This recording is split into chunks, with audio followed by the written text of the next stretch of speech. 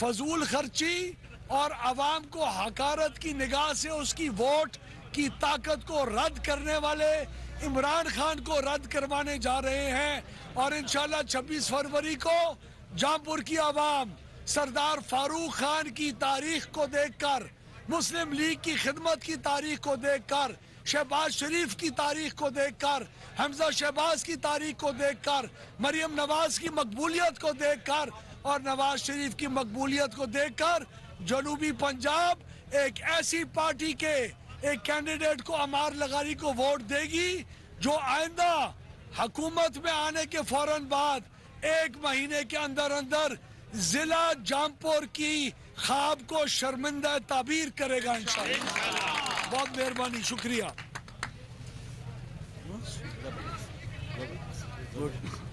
Vote सिर्फ उसको दें जो वोट और वोटर की कदर करना जानता हो। मुस्लिम लीग नून ने नौजवानों का मुस्तकबिल